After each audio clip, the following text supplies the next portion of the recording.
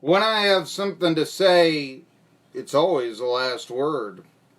Marky Billson, Tri-City Sports Now, 1420 WEMB Sports Radio. You'll also hear us on jetbroadcasting.live. And you'll hear us, you can watch the Facebook page. Like us on Facebook, the most popular Facebook page in the community for a sports talk radio station with more than 1,500 likes. We're getting up to about 1,600 follows. There's no sports radio station more followed, more liked than ours, and that really, we thank you for that. You can, of course, watch on Archive Tri-City Sports Now. I look at the Facebook hits and reads, and against our competitors that do broadcasts on Facebook, and we're beating them. And I will merely say the best guest, I don't have a guest today, unless my surprise from SEC Media Days decides to pick up his phone. I'll give you that. But there may be a late, shocking surprise, and all that. But I don't want to, all right. But it's what I have to say. And, of course, I have a lot to say. And it's also that I'm not afraid to talk about the issues that, and there's more to radio, there's more to media than saying good morning and have a nice day. And I know that. But why do we beat the competition? That's why. Because sure ain't our stick, I'll give you that. It's 5,000 watts. They're actually only, I looked this up, they're actually only 3 radio stations in Northeast Tennessee that actually have more wattage than our signal does. So there you go. People that come to, we have trouble with your signal and all this. It's actually only 3 other AM radio stations in Northeast Tennessee that have greater wattage. We got 5,000. And by the way, at night, we actually have more wattage than 2 of those stations. So, they'll give you that too. And we got 21 at night. So, just jetbroadcasting.live. That's where you want to listen.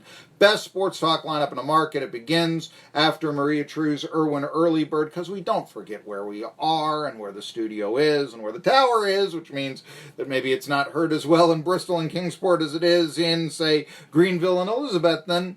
But nevertheless, that's the way it is, and that's the way the FCC wanted us to be, so that's the way we'll be.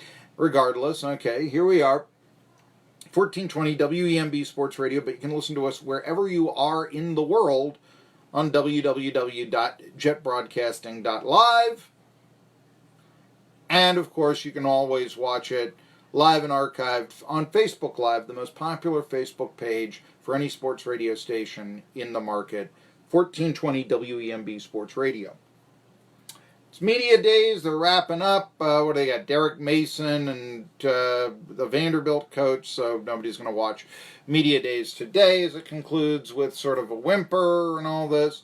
But yesterday at media days in the SEC, I've been pleasantly surprised on what's coming out. Florida saying that they don't think that Tennessee is a rivalry anymore. Why would they? Nick Saban, his comments, we'll get to them, on, losing to Clemson, that sort of thing. That's, it's not okay to be number 2 at Alabama. Think about this. Not okay to be number 2. And above all, though, I think, is when a reporter asked yesterday of Will Muschamp, the coach at South Carolina, hey, are you little brother to Clemson? Ooh. And all he had to say was, no, we're not. We're not. And I think Will Muschamp failed miserably on that question. Because there's so much he could say. What do you mean you're a little bit? They're in the ACC and we're in the SEC. Give me a break. Yeah, I know we haven't beaten them for a few years. What happened before then? Now, I realize that would be making possibly him look bad because the long winning streak that South Carolina had, 5 years? Against Clemson was under Steve Spurrier. But it shows it's possible. You might even go so far as to say, look, we're in a superior conference, but with the players around here, with Clemson, here we are. They show us that we can be this sort of national contender. Hey, in this decade, finished up South Carolina number 4. Oh yeah, that's with Steve Spurrier. I forgot about that. You can do so many things. Hey, of course we're not little brother. We're in a state capital, for crying out loud. We're not next to an Esso station. Haven't they heard it's Exxon? You can say that.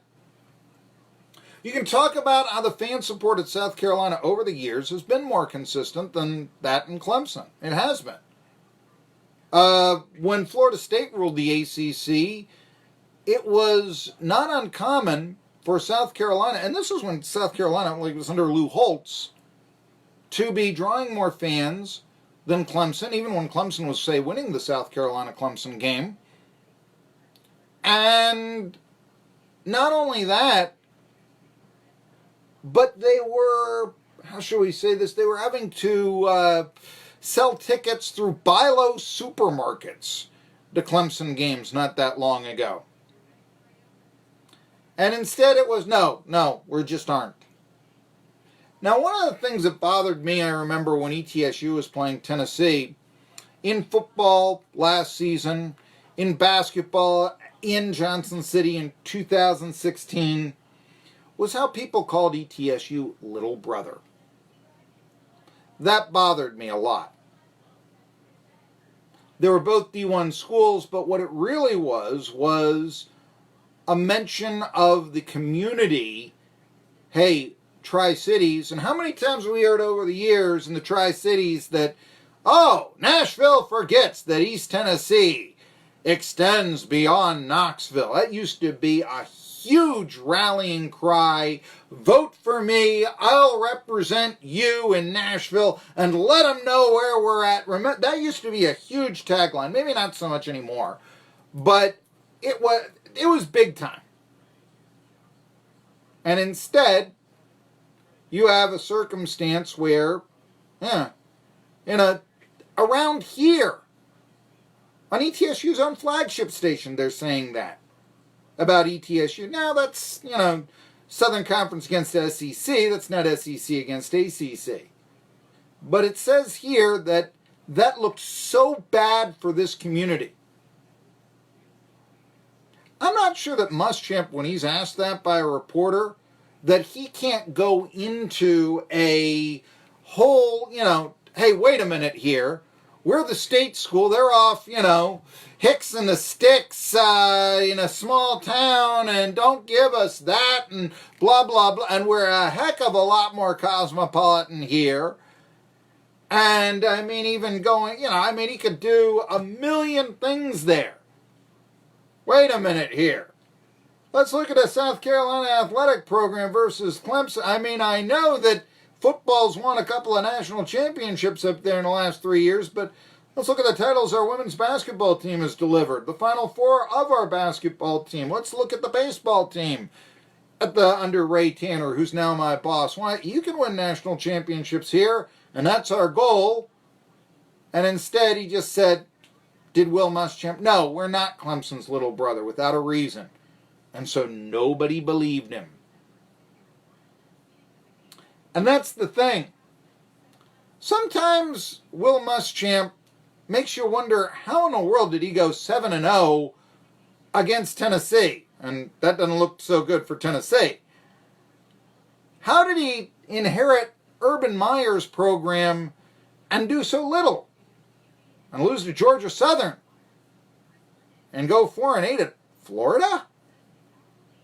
And although he didn't exactly inherit a world beater, Steve Spurrier supposedly got old, couldn't recruit. He won't be there if you go to South Carolina. That, eventually did end Spurrier, as well as not having Connor Shaw, Jadeveon Clowney.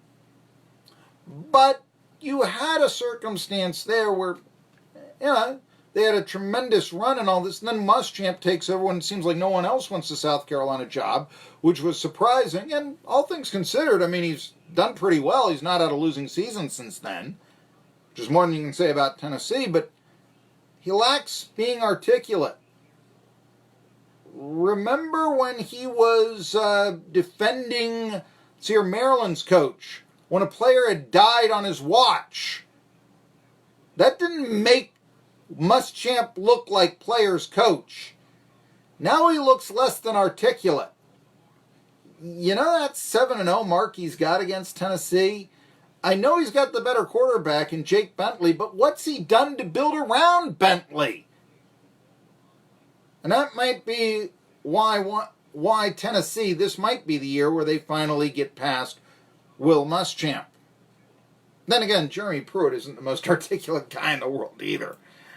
Anyway, more about SEC Media Days, and we'll give you some sound bites from Muschamp and others. Tri-Cities Sports Now. Celebrate summer with all